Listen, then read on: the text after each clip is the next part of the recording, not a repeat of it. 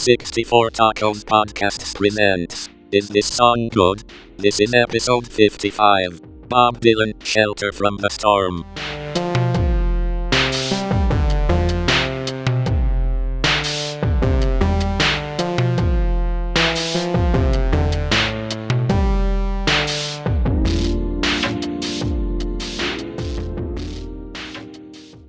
Welcome back to another episode of Is This Song Good?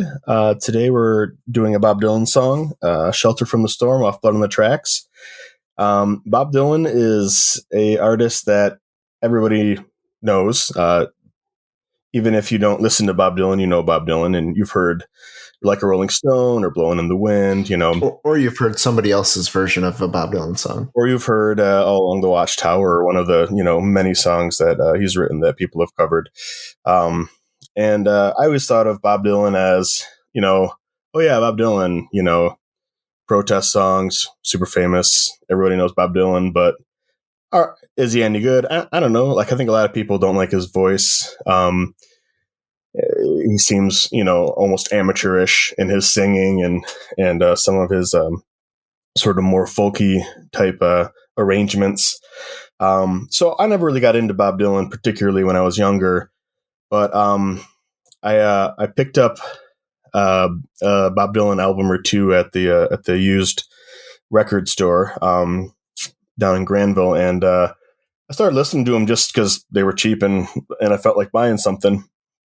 And I actually it got me kind of going on Dylan, and I started. This is 10 years ago or so, and I went through and listened to a lot of his stuff, and he's not one of my favorites, but as far as classic rock is concerned, he actually is one of my favorites now. I find myself listening to him quite a bit. Blood on the Tracks is an album that came out after in the 70s, after his sort of heyday in the early to late 60s. I think he had just had a motorcycle accident and was out of commission for a few years. And then he came back, and it's kind of known as one of his, classic albums, one of his very best, and a return to form. He's still putting out an album out every 2 years. He's got 50 or 60 studio albums. So he's nothing if not prolific, which means there's a bunch of stuff in there that is kind of unnecessary. But I think this is an album that is definitely well worth checking out. It's one of his best.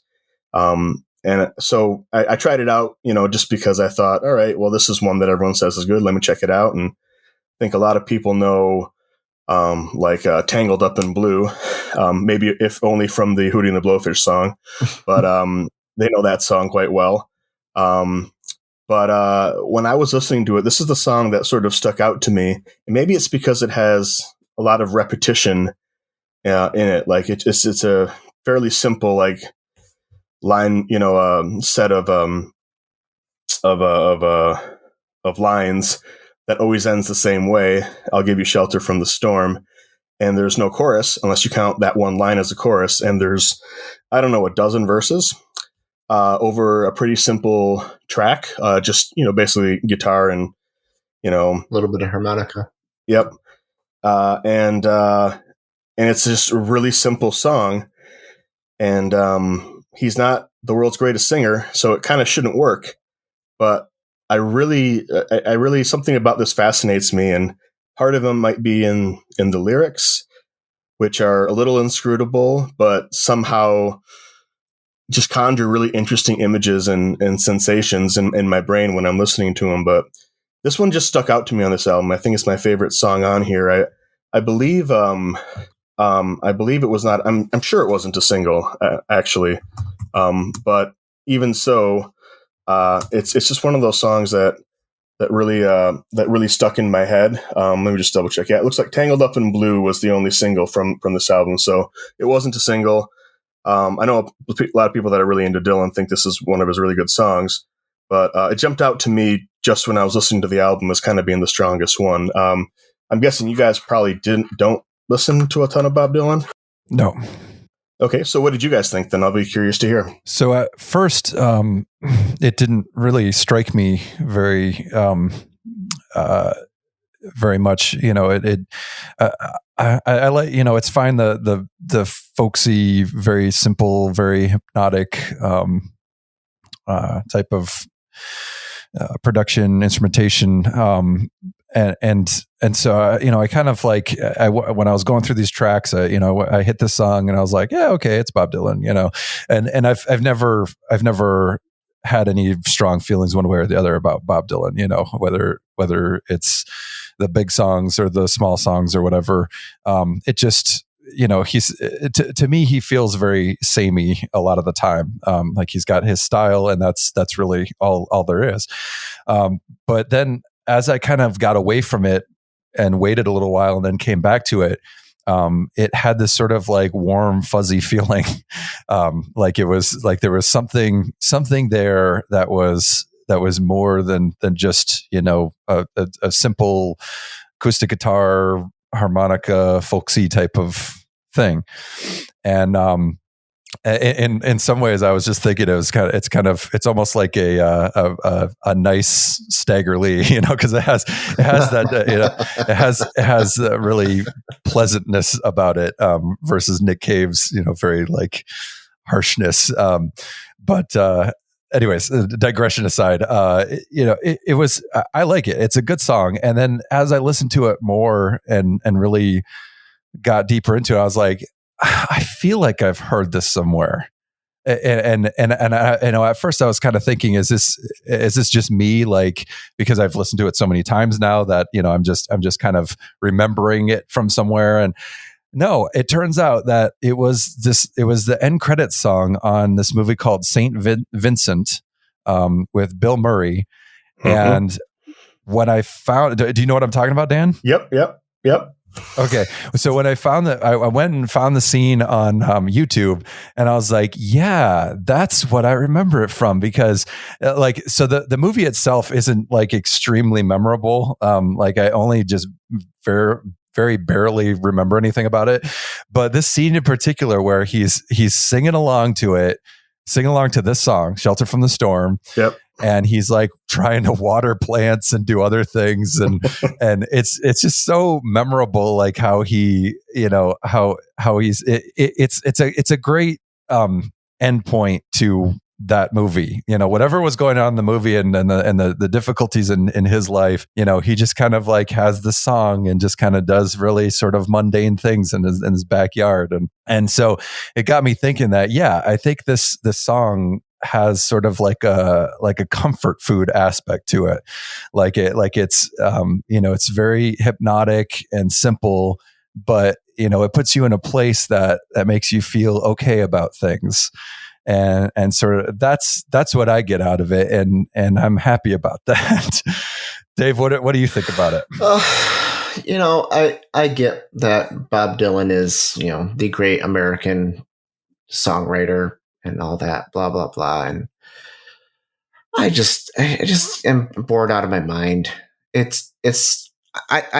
No, to be fair, I have not spent a lot of time with any Dylan stuff, but it's all the same to me. I can't differentiate this song from any other Bob Dylan song that I've heard. And that's not to say that any of them are bad. They're all perfectly fine, but I don't really get much out of them. I mean, maybe as a poet or a lyricist, it's good. And for a little while, the basic, strumming of the acoustic guitar, that works out well for, songs here and there. But all in all, I just kind of meh on the whole thing. But I don't, and that's about all I've got on it. I don't have 4 minutes of thoughts on this song. It's just kind of, whatever. People can like Bob Dylan. I don't disagree with them, but it's not for me necessarily. I don't need to seek it out. Yeah, that's pretty much how I felt like the first 30 odd years of my life. Like it was, oh, that's Dylan. I guess that's okay. Like that's kind of how I thought about it too. And I don't know why it is that I like him now, but yeah, I just something about it works for me. I think the thing that is interesting to me about Dylan is he uses his biggest weakness to me is a strength, his sort of nasal, mediocre voice. It shouldn't be a strength, obviously. Like I said earlier, it's not a good voice, but it's so distinctive that it's interesting that he can sound that way and still be compelling to a lot of people. And I always thought of it as, oh, well, yeah, of course, he's the classic. Everyone knows Bob Dylan, therefore they're going to say they like Bob Dylan because you're supposed to like Bob Dylan. It's like saying that you like Miles Davis, Oh yeah, jazz. I like Miles Davis, or like Ricky Gervais said in the Christmas special for The Office. Everyone agrees that Beethoven and Mozart are the best, like on his blind date. Mm-hmm. It's kind of like, oh, well, you're supposed to like it, and so that's kind of how I thought of Dylan. Like, I guess it's okay. I don't get it. Maybe I needed to be alive at that time to get it, But something about how distinctive his, again, he in a way can sound the same just because he has so much output, but there's a pretty broad variety if you start jumping around to different decades of his career. But that's not what you'd ever hear from Dylan if you aren't seeking it out. So I totally understand. Most people probably look at it that way, especially if they haven't spent any time at all with it. But there's something sort of like it's something charismatic, or like he's somehow funny. Like he has a lot of humor in some of his songs, and you can just kind of sense it in his voice. And I think that just makes, I don't know, just draws me in.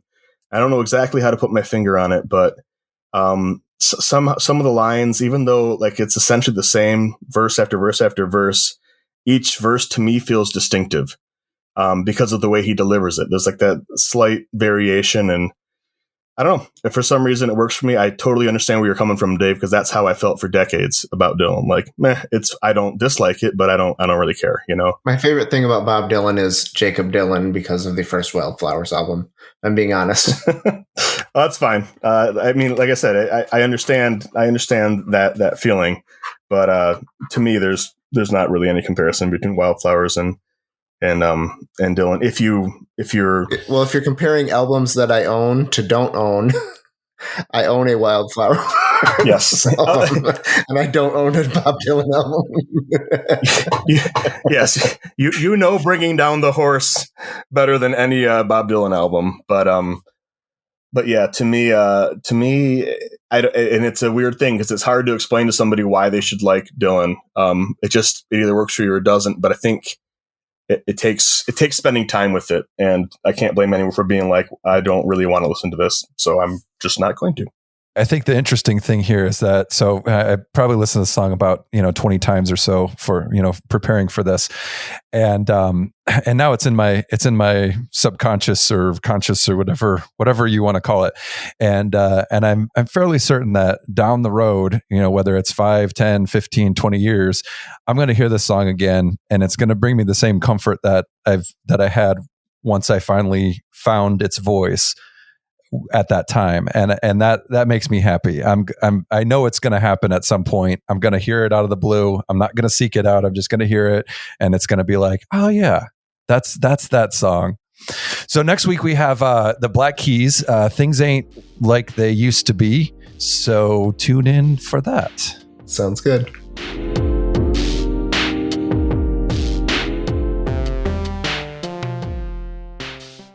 I caught it on audio.